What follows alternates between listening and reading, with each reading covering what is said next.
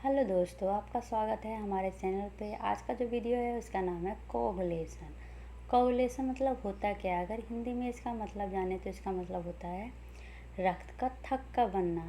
अब ये होता कब है? जैसे कि आप डेली लाइफ में देखते होंगे, सब्जी काटते समय हाथ कट गया है, या आपका नेल भरा है और आपको इचिंग करते समय हाथ कट गया है, या जब आप अपना दाढ़ी बना रहे हैं तो आपका ये ब्लेड से चिक कट गया, तो ये सब अपने आप सही हो जाता है। ये होता कैसे है? तो ये नेचुरल प्रोसेस से होता है, जिसमें ब्लड क्या होता है, लिक्विड फॉर्म से सॉलिड फॉर्म में चेंज हो जाता है। इसी प्रोसेस को कहते हैं कोगुलेशन। ये एक नेचुरल प्रोसेस है जिसमें रक्त का थक्का बनता है। वही यहाँ पर लिखा हुआ है, ये क्या है? एक प्रोसेस है जिसमें ब्लड कन्वर्ट हो जाता है लिक्विड से जेल या सॉलिड स्टेट में। ये तो आपको लगता होगा कि ये तो आरबीसी का प्रॉपर्टी है या ब्लड सेल का प्रॉपर्टी है। नहीं, ये प्रॉपर्टी होता है प्लाज्मा का। किसका? प्लाज्मा। जैसे कि आप जब कंपोनेंट ऑफ ब्लड देखिएगा तो उसमें क्या होता है, दो पार्ट में डिवाइड होता है ब्लड। ब्लड सेल में, या इसको ब्लड एलिमेंट भी कहते हैं, और प्लाज्मा में। प्लाज्मा 55% होता है, जो ही प्रॉपर्टी होता है कोगुलेशन का, और ब्लड सेल 45% होते हैं, जिसमें क्या क्या आता है? आरबीसी, डब्ल्यूबीसी और प्लेटलेट। तो बिना ब्लड सेल के भी हम कोगुलेशन कर सकते हैं। तो ये ब्लड सेल का क्या काम होता है? ये हेल्प करता है कोगुलेशन में, लेकिन ये इसका प्रॉपर्टी नहीं होता है। ठीक है, इस प्रोसेस में सॉल्युबल फाइब्रिनोजन कन्वर्ट हो जाता है इनसॉल्युबल फाइब्रिन में। तो इसको करने में मेनली क्लॉथिंग फैक्टर का मेन योगदान है। तो चलिए डिस्कशन करते हैं clothing factor. Total 13 clothing factor होते हैं, जिसमें 6 एब्सेंट होता है। तो आपको लगता है अगर 6 एब्सेंट होता है इसका मतलब कि टोटल 12 क्लॉथिंग फैक्टर होते हैं? नहीं। अगर पूछेगा टोटल क्लॉथिंग फैक्टर कितने होते हैं, तो 13। ठीक है, चलिए एक के बारे में डिस्कस करते हैं। तो अगर इसका निमोनिक्स की बात करें तो क्या हो जाएगा? फिर पारोथोरा कैल्शियम लिया। चलो अब सेक्स पर हाथ फेरे। थोड़ा बर्गर है लेकिन याद करने में इजी होगा।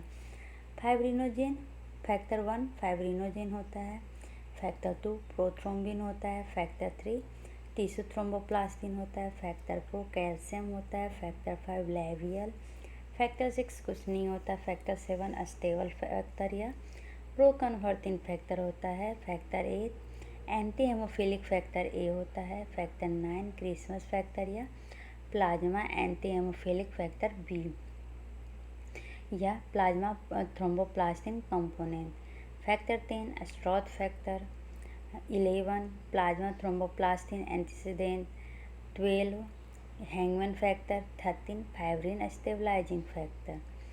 तो आप हमारे निमोनिक्स के अनुसार बात करते हैं। फिर द फाइब्रिनोजेन, पारो का हो जाएगा प्रोथ्रोम्बिन, थोड़ा टिश्यू थ्रोम्बोप्लास्टिन, कैल्शियम का तो कैल्शियम लिया लेवियल फैक्टर, सेक्स एस से क्या हो जाएगा? Stable factor. ऐसे आप ये भी देख सकते हैं 7 के बाद लोग क्या करते हैं, पढ़ने के लिए स्टेबल हो जाते हैं। ठीक है, ए से क्या होता है? एंटी हेमोफिलिक फैक्टर ए। सी से क्या होता है? Christmas factor. एक आप एज्यूम कर लीजिए, हम 9वां महीना में क्या करते हैं? क्रिसमस मनाते हैं। एस से क्या हो जाएगा? Start factor. स्टार्ट 10वां में आके हम कुछ भी चीज़ों का स्टार्टिंग करते हैं, हमें पावर मिल जाता है। 7वां में हम स्टेबल होते हैं, 10वां में हमें कुछ भी करने का पावर मिल जाता है। पर प्लाज्मा थ्रोम्बोप्लास्टिन एंटीसीडेंट। 12th बहुत लोग क्या करते हैं, 10th में तो उनको पावर मिल जाता है लेकिन वो सही से नहीं पढ़ते हैं तो फेल कर जाते हैं, जिसके कारण क्या होता है? हैंगमैन, वो बहुत ज़्यादा फांसी लगा के मरते हैं। तो इसलिए ऐसे भी आप याद कर सकते हैं। तो 12 में क्या हो गया? हैंगमैन। फिर 13 में क्या हो जाएगा? Fibrin stabilising factor. इस तरह हमारा क्लॉथिंग फैक्टर कंप्लीट हो गया। जब ब्लड वेसल कटता है तो उसमें ब्लीडिंग स्टार्ट होती है। देखते हैं कुछ मिनटों के बाद क्या होता है, वहाँ पे कोगुलेशन हो जाता है। ठीक है, तो कोगुलेशन का दूसरा नाम क्या है? हेमोस्टैसिस। क्या है? हेमोस्टैसिस। हेमो मतलब क्या होता है? ब्लड। स्टैटिस मतलब क्या होता है? जमना। ब्लड के जमने को हम क्या कहते हैं? हेमोस्टैटिस। और इसका दूसरा नाम कोगुलेशन भी होता है। इसमें मेनली क्या होता है, जब हमारा कोलाजन एक्सपोज होता है तो वो प्लेटलेट को अट्रैक्ट करता है। प्लेटलेट क्या करता है? केमिकल रिलीज करता है और भी सारे प्लेटलेट को अट्रैक्ट करता है, और जिसके कारण क्या होते हैं, वहाँ पे प्लेटलेट का प्लग बन जाता है। अब वहाँ पर आता है फाइब्रिनोजेन, जो कन्वर्ट होता है फाइब्रिन में। किसके द्वारा? तो थ्रोम्बिन के द्वारा। पहले थ्रोम्बिन भी इनएक्टिव फॉर्म में रहता है, प्रोथ्रोम्बिन थ्रोम्बिन में बदलता है थ्रोम्बोकाइनेज से। और थ्रोम्बोकाइनेज से थ्रोम्बिन में बदलने के बाद थ्रोम्बिन क्या करता है? फाइब्रिनोजेन को फाइब्रिन में बदलता है। ये जो फाइब्रिन है ये मोनोमर में रहता है। इसको पॉलीमर में करने के लिए factor 13 fibrin stabilising factor use करते हैं। ये एक कॉम्प्लेक्स प्रोसेस है जिसमें पूरा कैस्केड चलता है नंबरों का। ये नंबरों में होता क्या है, पहले ये प्लाज्मा में इनएक्टिव स्टेट में प्रेजेंट होते हैं, फिर ये एक्टिवेट होते हैं, और एक्टिवेट होने के बाद क्या करते हैं? फाइब्रिन का फॉर्मेशन करते हैं। फाइब्रिन का फॉर्मेशन करने के बाद क्या होता है, कभी कभी क्लॉथिंग ज़्यादा हो जाता है। तो क्लॉथिंग ज़्यादा होने के लिए फाइब्रोनाइटिक डिग्रेडेशन किया जाता है, जिससे कि ब्लड फ्लो को रीस्टोर किया जाए। तो डिग्रेडेशन होता किसके द्वारा है? तो मैक्रोफेज इस्नोफिल के द्वारा होता है। ठीक है, अब एक बार रिवीजन करते हैं। कोगुलेशन एक प्रोसेस है जिसमें इनसॉल्युबल फाइब्रिनोजेन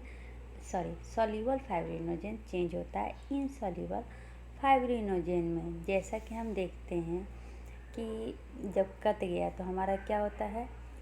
इंडोथेलियल सेल क्या होता है? डैमेज हो जाता है। लेकिन ऐसा सोचिए कि कटा ही ना हो, ठीक है, उस समय हमारा जो ब्लड फ्लो होता है वो लिक्विड स्टेज में होता है, और जब कट जाता है तो वो सॉलिड या सेमी सॉलिड स्टेज में चला जाता है।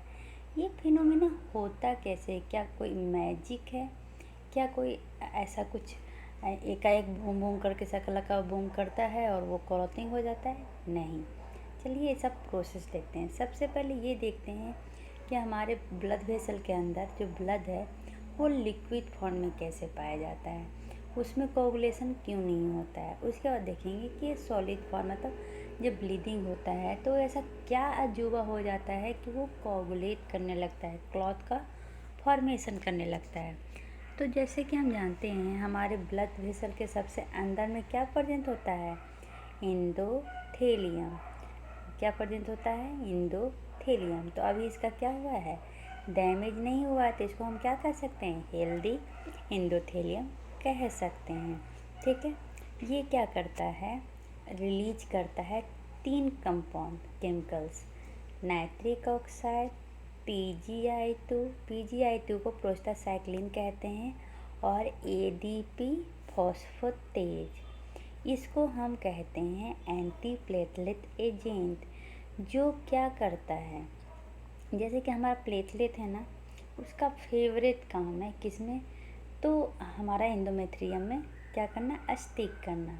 अब कोई का फेवरेट काम है तो वो तो करेगा ही, लेकिन ये जो तीनों हैं ये इनहेबिट करता है प्लेटलेट को इंडोथेलियम में ये स्टिक करने से। इसलिए इन तीनों को कहा गया है एंटी प्लेटलेट एजेंट, जो प्रिवेंट करता है प्लेटलेट को इंडोथेलियम सेल में स्टिक करने से। तो ये करता कैसे है कि उस क्या करता है, प्लेटलेट रिसेप्टर जो होता है ना, जो मेनली अटैच करता है इंडोथेलियम से, उसको ये क्या करता है? इनएक्टिवेट कर देता है। मेनली कौन? तो नाइट्रिक ऑक्साइड और प्रोस्टासाइक्लिन।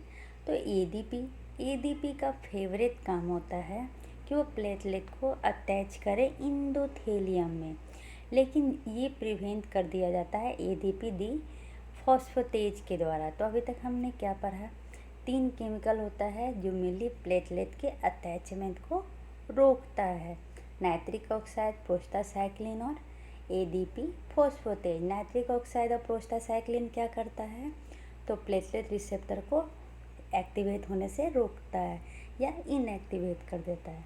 एडीपी मेनली फेवरेट काम है उसको प्लेटलेट को अटैच करना, जो प्रिवेंट किया जाता है ADP डीफॉस्फेटेज के द्वारा। जैसा कि हमें पता है प्लेटलेट क्या है, एक मेम्ब्रेन बॉन्डेड साइटोप्लाज्म है जिसमें कोई भी न्यूक्लियस नहीं होता है।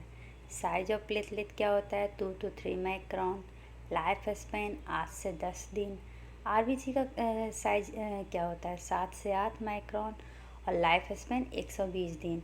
हेल्दी एंडोथेलियम सिर्फ एंटी प्लेटलेट की प्रॉपर्टी से नहीं रोकता है ढेर होने से, बट ये क्या करता है कोगुलेशन प्रोसेस को भी स्टॉप करता है। कोगुलेशन प्रोसेस अभी बताई थी ना कि क्लॉथिंग फैक्टर को ये क्या करता है कोगुलेशन प्रोसेस में हेल्प करता है, तो वो उसको भी स्टॉप करने में मदद करता है। जो हमारा हेल्दी एंडोथेलियम, हमेशा याद रखिएगा हेल्दी टर्म क्यों आ रहा है, क्योंकि जब ये इंज्यूर्ड हो जाता है तो ये एंडोथेलियम का प्रॉपर्टी चेंज हो जाता है। तो हेल्दी एंडोथेलियम क्या करता है, एक केमिकल सेक्रेट करता है जिसका नाम है हेपरिन सल्फेट। अब ये हेपरिन सल्फेट क्या करेगा, इस हेपरिन सल्फेट में मान लीजिए कि हमारा ये हेपरिन सल्फेट है जो रिलीज किया गया एंडोथेलियम में, यहाँ पर एंटीथ्रोम्बिन आके क्या करेगा हुक कर जाएगा। एंटीथ्रोम्बिन 3 क्या करेगा हेपरिन सल्फेट में आकर हुक कर जाएगा। अब ये एंटीथ्रोम्बिन सेक्रिएट किसके द्वारा होता है, तो ये नेचुरली है कि एंडोथेलियम का पार्ट तो नहीं है, ये सेक्रिएट किया जाता है लीवर के द्वारा। तो लीवर से ये ब्लड के थ्रू यहाँ एंडोथेलियम में आता है। एंडोथेलियम में क्या हो रहा है, ब्लड का ही लेयर है एंडोथेलियम, वहाँ पर ये हुक कर जा रहा है हेपरिन 3 से। जब ये हुक कर जाएगा हेपरिन सल्फेट से, तो इसके कारण क्या होगा, इसमें ये क्या करने लगता है ना, जो भी थ्रोम्बिन आएगा ना उसको क्या करेगा, ये इंगल्फ कर जाएगा किसको, थ्रोम्बिन को। यहाँ तक समझ में आया। पहला एंटी प्लेटलेट था, दूसरा healthy endothelial cell heparin sulphate को सेक्रिएट करता है। हेपरिन सल्फेट में एंटी थ्रोम्बिन, नाम से ही देखिए थ्रोम्बिन, एंटी थ्रोम्बिन, थ्रोम्बिन का अपोजिट, ये एंटी थ्रोम्बिन 3 हुक होता है जो सेक्रिएट होता है लीवर के द्वारा। ये क्या करता है थ्रोम्बिन को डिस्ट्रॉय करने में हेल्प करता है, और भी ये डिस्ट्रॉय करता है एक्टिवेटेड फॉर्म ऑफ 9 and 10। किसको, तो एक्टिवेटेड फॉर्म ऑफ 9 और 10 को भी ये क्या करता है इंगल्फ करता है। ठीक है, इसका चोच इस तरह बना देती हूँ, समझ में आ गया। ठीक है, अब क्या कह रहा है ना, एंडोथेलियम का 2 प्रॉपर्टी देख लिए कि कैसे वो ब्लड को जमने से रोकता है। तीसरा प्रॉपर्टी एंडोथेलियम से क्रिएट करता है थ्रोम्बोमोडुलिन। नाम से देखिए थ्रोम्बोमोडुलिन, जो ये थ्रोम्बिन है ना उसके फंक्शन में मोडुलेट हो जाना, मतलब उसके फंक्शन को चेंज कर देना। अब क्या है एंडोथेलियम रिलीज किया, मान लीजिए थ्रोम्बोमोडुलिन है, ठीक है। थ्रोम्बोमोडुलिन में क्या हुआ, थ्रोम्बस आके बाइंड कर दिया। अब ये थ्रोम्बस क्या करता है ना कि सी पेप्टाइड रिलीज करता है। क्या रिलीज करता है, सी पेप्टाइड। अब सी पेप्टाइड का क्या प्रॉपर्टी है, तो जैसे कि थ्रोम्बिन का क्या काम था कि वो क्या करता है, ये फाइब्रिनोजन को फाइब्रिन में बदलने में हेल्प करता है। अब जब ये थ्रोम्बोमोडुलिन से अटैच होगा तो ये सी पेप्टाइड रिलीज करेगा जिसका प्रॉपर्टी जस्ट अपोजिट है। ये 5 और 8 फैक्टर को क्या करता है, इनएक्टिवेट करता है। ठीक है, जो एक्टिवेट 5 और 8 फैक्टर है इसको ये इनएक्टिवेट करता है। ठीक है, यहाँ तक समझने में कोई प्रॉब्लम नहीं है। ठीक है, अब एंडोथेलियल सेल क्या करेगा, हेल्दी एंडोथेलियल सेल 3 प्रॉपर्टी हमने पढ़ लिया। अब चौथा प्लाज्मिनोजेन सेक्रिएट करता है। प्लाज्मिनोजेन एक्टिवेटर को सेक्रिएट करता है, इसको शॉर्ट फॉर्म में TPAV कहा जाता है, टिश्यू प्लाज्मिनोजेन एक्टिवेटर। जो प्लाज्मिनोजेन जो लीवर में होता है उसको कन्वर्ट करता है प्लाज्मिन। देखिए फाइब्रिन का काम है क्लॉथ बनाना, प्लाज्मिन का काम है क्लॉथ को तोड़ना। ये ब्लीडिंग में काम आता है और ये क्लॉथिंग के टाइम में आता है। क्लॉथिंग का टाइम कहने का क्या करना, जब क्लॉथ को हमें लिक्विड फॉर्म में चेंज करना है तो हमें प्लाज्मिन चाहिए। ब्लीडिंग कहने का क्या मतलब है, ब्लीडिंग को हम जब सॉलिड फॉर्म में करना है तो हमें फाइब्रिन चाहिए। दोनों एक दूसरे का अपोजिट है। तो एंडोथेलियम यही प्लाज्मिनोजेन एक्टिवेटर सेक्रेट करता है जो मेनली फाइब्रिन को डिग्रेडेट कर देता है। तो अभी तक हमने हेल्दी एंडोथेलियम का क्या फंक्शन देखा, ब्लड को लिक्विड फॉर्म में मेंटेन करने के लिए। तो हेल्दी एंडोथेलियम में एंटी प्लेटलेट एग्रीगेशन प्रॉपर्टी होता है, एंटी कोगुलेशन प्रॉपर्टी होता है। ये इनएक्टिवेट करता है फैक्टर 9 और 10 को बाई हेपारिन सल्फेट, 5 और 8 को by thrombin secreting C peptide से। ठीक है। चौथा प्रॉपर्टी हमने ये देखा कि ये फाइब्रिन डिग्रेडेशन करता है by TPA, tissue plasminogen activator के द्वारा। अब देखते हैं कि जब एंडोथेलियम इंजरी हो जाए तो प्लेटलेट प्लग का फॉर्मेशन कैसे होता है। तो जो हमारा हेल्दी एंडोथेलियम कर रहा था उसके जस्ट वो अपोजिट काम करने लगेगा। जैसे हमारा हेल्दी एंडोथेलियम का क्या काम था, एंटी थ्रोम्बिक, एंटी प्लेटलेट और एंटी कोगुलेंट का। ठीक है। तो अब समझिए कि एंडोथेलियम इंजरी हो गया तो सबसे पहले वो क्या करेगा, तो वैसो कंस्ट्रिक्शन करेगा। याद रखिएगा, जब इंजरी होता है तो सबसे पहला काम क्या होता है, वैसो कंस्ट्रिक्शन का। तो इसमें मेनली कौन कौन हेल्प करते हैं देखते हैं। कहीं पर भी अगर कट जाता है तो हमारे मम्मी पापा क्या कहते हैं, अरे वहाँ पर प्रेशर डालो, प्रेशर। वो प्रेशर डालना ही वैसो कंस्ट्रिक्शन होता है। तो ये मेनली, ये तो हम ऊपर से कर रहे हैं ना, लेकिन हमारे ये तो नेचुरल प्रोसेस है ब्लीडिंग को रोकना। तो ये हमारे ये बॉडी के द्वारा भी किया जाता है नेचुरली। तो 3 प्रोसेस के द्वारा। कैसे, तो जो ब्लड वेसल के चारों तरफ न्यूरॉन्स है वो क्या करते हैं, वो neurogenic reflex of vaso constriction करते हैं। दूसरा, ब्लड वेसल के चारों तरफ जो स्मूथ मसल है वो भी कंस्ट्रिक्ट करते हैं, जिसको मायोजेनिक कंस्ट्रिक्शन कहते हैं। थर्ड, इंडोथेलिन। ये कौन सा इंडोथेलिन है, इंज्यूर्ड इंडोथेलिन सेक्रिएट करता है इंडोथेलिन को। क्या याद रखिएगा, इंज्यूर्ड इंडोथेलिन सेक्रिएट करता है इंडोथेलिन को, जो भी इसके कारण क्या होता है, वैसो कंस्ट्रिक्शन हो गया। ठीक है। वैसो कंस्ट्रिक्शन के कारण क्या होता है, वहाँ पर ब्लड कम पहुँच पाता है, जिसके कारण वहाँ पर उस एरिया में ब्लड का लॉस हो जाता है। ठीक है। अब इंज्यूर्ड पार्ट में कोई भी इंडोथेलियम नहीं है तो वहाँ पर क्या होगा, कोई भी एंटी प्लेटलेट प्रॉपर्टी नहीं होगा, कोई भी एंटी कोगुलेंट प्रॉपर्टी नहीं होगा। ठीक है। तो इंज्यूर्ड इंडोथेलियम क्या करता है, मान लीजिए अब कोई इंडोथेलियम को चोट लग गया तो वो क्या करता है, रोने लगता है। तो हम लोग का आंसू निकलता है, उसका ग्लू लाइक स्ट्रक्चर निकलता है जिसको कहते हैं बोन विलिब्रांड फैक्टर।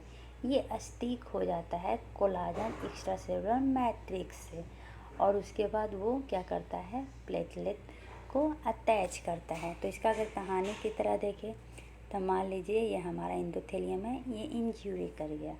अब इंजरी कर गया तब ये रो रहा है तब कुछ ग्लू लाइक स्ट्रक्चर ऐसे निकल रहा है, जो जहाँ पर इंज्यूर्ड पार्ट है वहाँ पर ये जाके ग्लू की तरह काम किया है। अब जो प्लेटलेट है वो यहाँ से जा रहा है तो ये इसमें अटैच हो रहा है, जा रहा है अटैच हो रहा है, जा रहा है अटैच हो रहा है। ठीक है।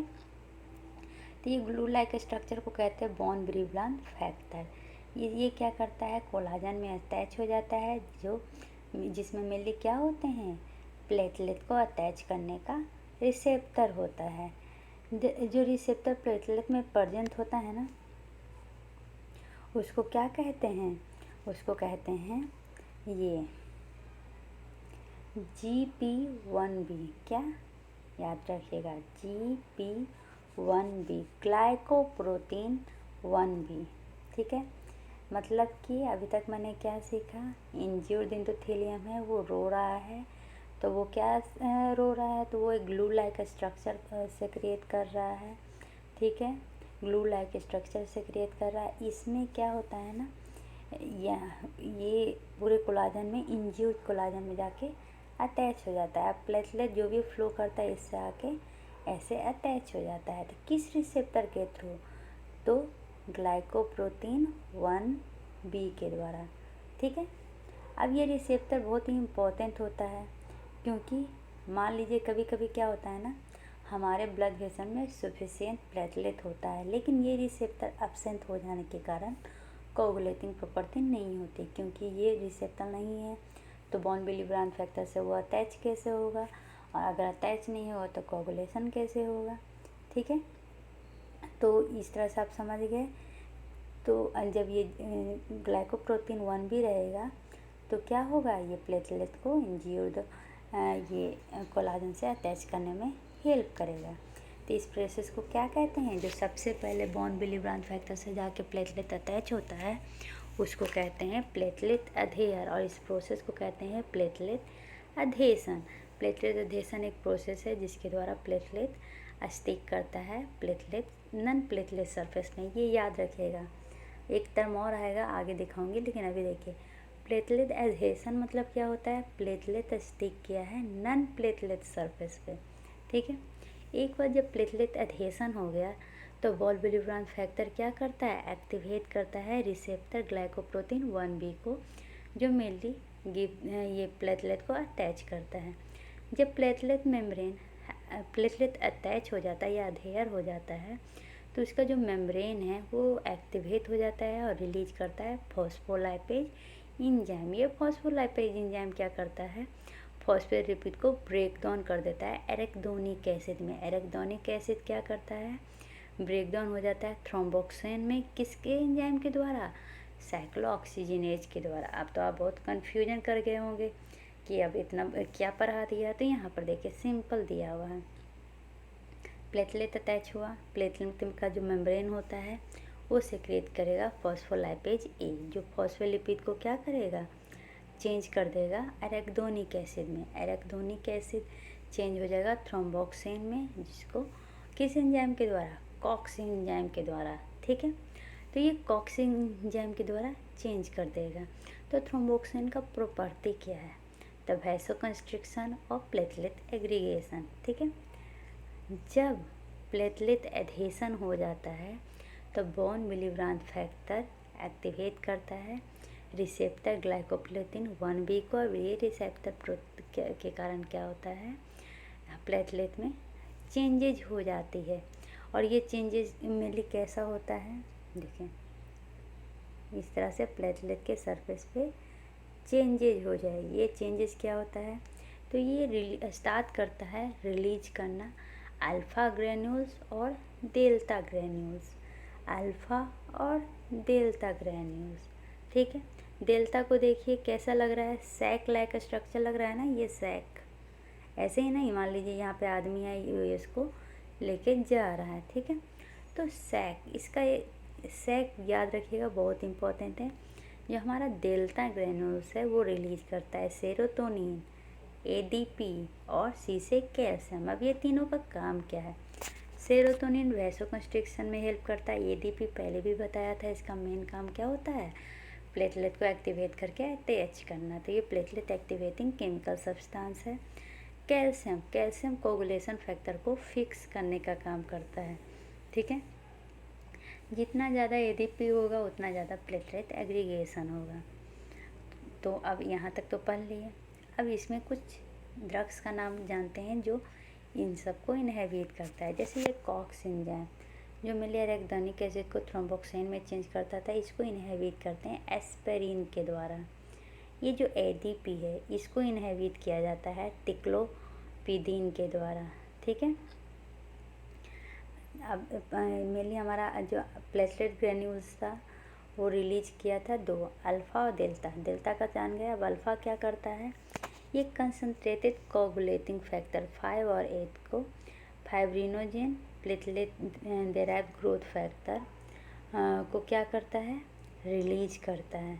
किसको किसको याद रखिएगा, हमारा लीवर भी रिलीज करता है, लेकिन ये अल्फ़ा ग्रेन्यूल्स के द्वारा भी रिलीज होता है factor 8, 5 fibrinogen platelet derived growth factor. ठीक है, ये जो fibrinogen platelet derived growth factor है ना, ये अटैक करता है फाइब्रोब्लास्ट को। अब देखिए these are also release from liver. बता दिया कि क्लॉटिंग फैक्टर लिवर के द्वारा भी रिलीज होता है, ज़्यादा उसके द्वारा ही होता है, ये अल्फा ग्रेनुल्स के द्वारा कम रिलीज करता है। तो अभी तक हमने क्या पढ़ा? इंज्यूरी इंडोथेलियम क्या हुआ? पहले तो इंडोथेलियम इंज्यूर्ड हुआ, तो सब इंडोथेलियम सरफेस का एक्सपोजर हुआ।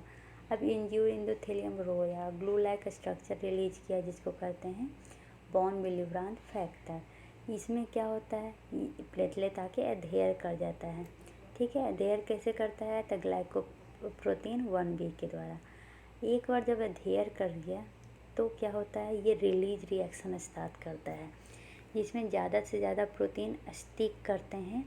इसको कहते हैं प्लेटलेट एग्रीगेशन। देखिए, यही बताना चाह रहे थे। एक हमने पढ़ा था प्लेटलेट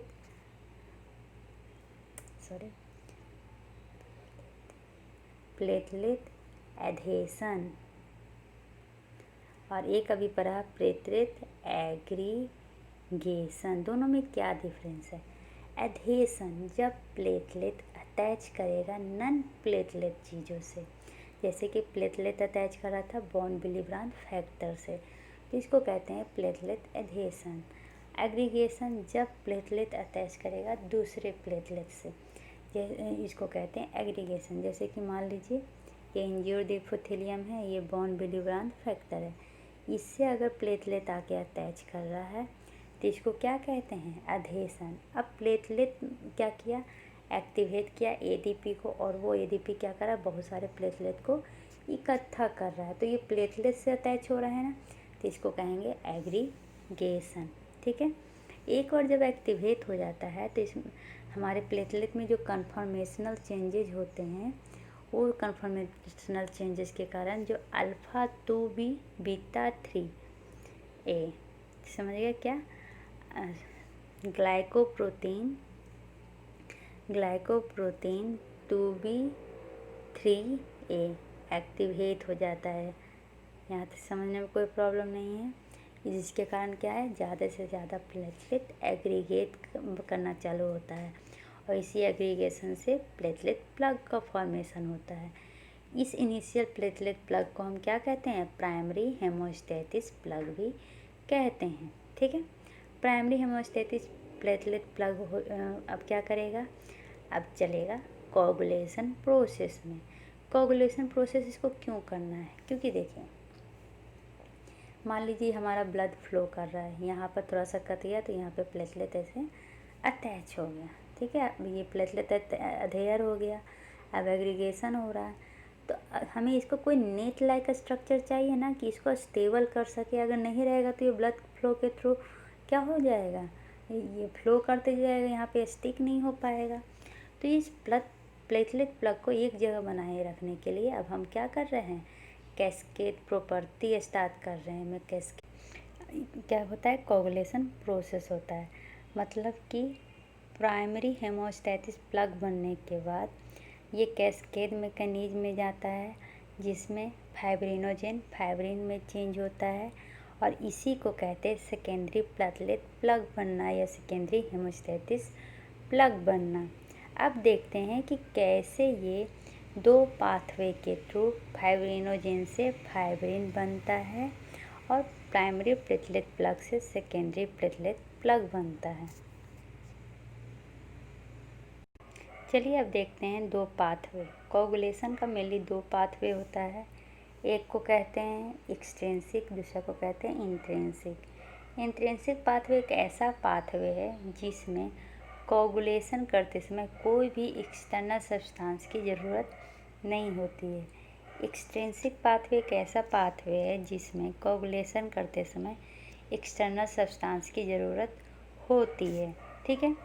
अब कुछ एक नोट है, जैसे कि ये जो कैल्शियम, आगे पढ़ेंगे हम, कैल्शियम बाइंड करता है जब कोगुलेशन फैक्टर में क्या हो? गामा कार्बोजिलेटेड हो।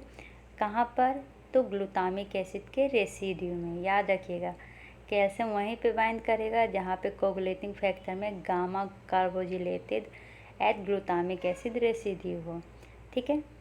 और ये जो सेकेंडरी प्लग है, वो जब फॉर्मेशन होगा तो मान लीजिए ये क्या है? ब्लड है, यहाँ पे ब्लड प्लग का फॉर्मेशन हो रहा है, ठीक है।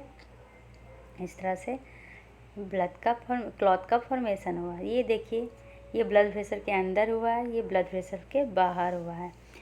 जो प्लग ब्लड वेसल के अंदर होता है उसको थ्रोम्बस कहते हैं, और जो बाहर होता है उसको क्लॉथ कहते हैं। याद रखिएगा, ब्लड वेसल के अंदर अगर प्लग बन रहा है तो उसको थ्रोम्बस कहेंगे, और ब्लड वेसल के बाहर जो प्लग बन रहा है उसको क्लॉथ कहते हैं। ठीक है।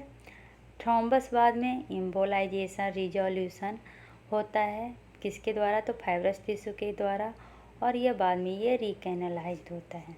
ठीक है। चलिए अब देखते हैं कोगुलेशन कैस्केड। हम लोग जानते हैं, पहले एक शॉर्ट फॉर्म में देखते हैं। इंट्रिंसिक पाथवे होता है, एक्सट्रिंसिक पाथवे होता है। दोनों क्या करता है? एक्टिवेट करता है फैक्टर 10 को, और ये फैक्टर 10 प्रोथ्रोम्बिन को थ्रोम्बिन में बदलता है। इसमें एक एंजाइम भी होता है जिसको कहते हैं थ्रोम्बोकाइनेज। ठीक है। इसके द्वारा क्या होता है? प्रोथ्रोम्बिन थ्रोम्बिन में बदलता है। थ्रोम्बिन क्या करता है? फाइब्रिनोजेन को फाइब्रिन मोनोमर्स में बदलता है। अभी ये क्या करेगा? फाइब्रिन मोनोमर्स कैल्शियम और ये क्लॉथिंग फैक्टर 13 कोगुलेटिंग फैक्टर 13 की मदद से फाइब्रिन पोलीमर में बन जाता है, जो मेनली क्लॉथ का फॉर्मेशन करता है। ठीक है। सारे मैकेनिज्म को समझेंगे, टेंशन नहीं लीजिए। सबसे पहले आते हैं हम एक्सट्रिंसिक फैक्टर को देखते हैं। एक्सट्रिंसिक फैक्टर में सिर्फ एक 7 हेल्प करता है। याद रखिएगा, एक्सट्रिंसिक फैक्टर में मेनली एक्सट्रिंसिक फैक्टर होता कब है? जब कोई टिश्यू में ट्रॉमा हो तो टिश्यू फैक्टर एक्टिवेट होता है। टिश्यू फैक्टर क्या करता है? 7 को 7A में चेंज करता है। ए कहने का क्या मतलब है?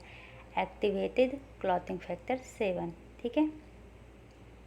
अब ये जब एक्टिवेट हो जाएगा तो ये क्या करेगा? 10 को 10A में बदलेगा। फिर 10 को 10A में बदलने के बाद कैल्शियम और क्लॉथिंग फैक्टर 5 के मदद से ये क्या करेगा? प्रोथ्रोम्बिन एक्टिवेटर को एक्टिवेट करेगा, जिसके कारण बाद में ये प्रोथ्रोम्बिन को थ्रोम्बिन में बदलता है, और थ्रोम्बिन क्या करता है? फाइब्रिनोजेन से फाइब्रिन में बदलता है। ठीक है। तो देखें, वही यहाँ पे एक्सप्लेनेशन दिया हुआ है कि दोनों एक्सट्रिंसिक और इंट्रिंसिक पाथवे क्या है, फॉर्मेशन करते हैं प्रोथ्रोम्बिन एक्टिवेटर का, जो मेनली एक्टिवेट करता है फैक्टर 10। तो याद रखिएगा, अभी कोड भी बताऊंगी याद करने का। ठीक है। एक और जब प्रोथ्रोम्बिन एक्टिवेट हो जाता है in the presence of calcium ion, तो ये प्रोथ्रोम्बिन से थ्रोम्बिन में बदल जाता है। अब थ्रोम्बिन क्या करेगा? फाइब्रिनोजेन को फाइब्रिन में कन्वर्ट कर देगा। फाइब्रिन स्टार्टिंग में मोनोमर्स में रहते हैं, तो उसको पॉलीमर्स में करने के लिए कैल्शियम और फाइब्रिन स्टेबलाइजिंग फैक्टर 13 हेल्प करता है। ठीक है। इस इवेंट में बहुत सारे प्लेटलेट अट्रैक्ट होते हैं, लॉट ऑफ फॉस्फोलिपिड अट्रैक्ट होता है, अधेयर करता है और क्लोथिंग करता है, जिसके कारण हेमोस्टैटिस होता है। इसमें एक्सटेंसिक पाथवे जो भी पढ़ा था, ये पाथवे बिगिंस होता है फैक्टर 7 के द्वारा, और ये होता कब है? जब टिश्यू में ट्रॉमा होता है। टिश्यू में ट्रॉमा के कारण क्या होता है? वेस्कुलर वॉल क्या करता है? सेक्रेट करने लगता है फैक्टर 7। ठीक है, जो एक्टिवेट करता है फैक्टर 7 को। और उसके बाद क्या होता है? ये फैक्टर 7 कैल्शियम और क्लॉथिंग फैक्टर 5 की मदद से फैक्टर 10 को एक्टिवेट करता है। फैक्टर 10 क्या करता है? प्रोथ्रोम्बिन को थ्रोम्बिन में बदलता है, और थ्रोम्बिन बाद में क्या करता है? ये फाइब्रिनोजेन को फाइब्रिन में बदलता है। अब इंट्रिंसिक पाथवे के बारे में डील करते हैं। ये इसमें बहुत सारे फैक्टर होते हैं। अगर कोई भी बोलेगा इंट्रिंसिक फैक्टर तो 12 से स्टार्ट कीजिए, 12, 11, 10, 9, ठीक है, और 8। तो इसमें जो 10 फैक्टर होता है ना, वो नहीं होता है, बाकी सब इंट्रिंसिक फैक्टर में आते हैं। ठीक है, यहाँ तक समझने में कोई प्रॉब्लम नहीं है। जब भी फैक्टर 12 एक्टिवेट हो जाता है तो इसके कारण क्या होता है? फैक्टर 11 एक्टिवेट होता है, और फिर ये 11 नहीं 2 एक्टिवेट हो जाता है। फिर 2 क्या करता है? 9A की मदद से ये एक्टिवेट करता है फाइब्रिनोजेन को। फाइब्रिनोजेन एक्टिवेट होने के बाद वो सेम प्रोसेस चलता है। ठीक है, तो यहाँ तक तो आपको कोई कन्फ्यूजन नहीं हुआ होगा। जैसे कि सबसे पहले क्या है, फैक्टर क्या है, 12 में चेंज हुआ, 12 एक्टिवेटेड, 12 क्या करता है, 11 को एक्टिवेट करता है, 11 9 को एक्टिवेट करता है, 9 10 को एक्टिवेट करता है इन द प्रेजेंस ऑफ 8 और उसके बाद ये 10 है क्या करता है, प्रोथ्रोम्बिन के से थ्रोम्बिन में बदलता है, थ्रोम्बिन क्या करता है, फाइब्रिनोजन को फाइब्रिन में बदलता है, जो स्टार्टिंग से पढ़ते आ रहे हैं। तो इसको याद कैसे करेंगे, जैसे कि देखिए 2 5 10 ऐसे कर लीजिए। ये तीनों पाथवे क्या है, कॉमन पाथवे है। क्या है, कॉमन पाथवे, याद रखिएगा ये तीनों कॉमन पाथवे। 2 को 5 से गुना किए 10 हो गया। अब देखिए, अब इसमें दो तरफ गया है, एक तरफ 7 है और एक तरफ 12 11 9 8 है। 7 क्या आता है, एक्सट्रिंसिक में आता है और ये इंट्रिंसिक में आता है। ठीक है, यहाँ तक समझने में क्या कोई प्रॉब्लम नहीं है। 12 एक्टिवेट होगा 12 में, 12 एक्टिवेट करेगा 11 को, 11 ए जो एक्टिवेटेड फॉर्म है वो एक्टिवेट करेगा 9 को, 9 में 9 क्या करेगा, 8 को एक्टिवेट करेगा और फिर दोनों मिलके 3 को एक्टिवेट करेगा। हर तरफ कैल्शियम बहुत ही ज़रूरी है। कैल्शियम क्यों ज़रूरी है, कैल्शियम का काम है बांधने का। जैसे कि आपको पता है ये क्लॉथिंग फैक्टर एक जगह रुकते नहीं है, तो ये क्या करता है ना कैल्शियम, जैसे कि जैसे बताती हूँ एग्जाम्पल, ये मान लीजिए हमारा क्लॉथिंग फैक्टर 12 है। ठीक है, ये एक्टिवेट हो गया क्लॉथिंग फैक्टर 12A में। अब ये क्या होगा, एक्टिवेट होगा तो इधर उधर भागने लगेगा, तो कैल्शियम क्या करता है, इसको फिक्स कर देता है। अब ये क्या करेगा, 11 को क्या करेगा, एक्टिवेट करेगा। ठीक है, तो कैल्शियम क्या करेगा, फिक्स कर, कैल्शियम फिक्सिंग का काम करता है। तो आप ये एक्सट्रेंसिक और इंट्रेंसिक समझ गए। इंट्रेंसिक क्या होता है, इसमें ज़्यादा क्लॉथिंग फैक्टर होते हैं, इसलिए इसको स्लोअर पाथवे कहा जाता है। लेकिन एक्सट्रेंसिक में सिर्फ एक होता है क्लॉथिंग फैक्टर, तो इसको फास्टर, ये जल्दी क्लॉथिंग करता है। ठीक है, अगर नंबर की बात करें कि क्लॉथिंग फैक्टर किस में ज़्यादा होता है, तो इंट्रेंसिक में ज़्यादा होता है, एक्सट्रेंसिक में कम होता है। जब हम एक्सट्रेंसिक की बात करते हैं तो प्रोथ्रोम्बिन टाइम देखा जाता है, और जब इंट्रेंसिक की बात करते हैं तो पार्शियल थ्रोम्बिन टाइम देखा जाएगा।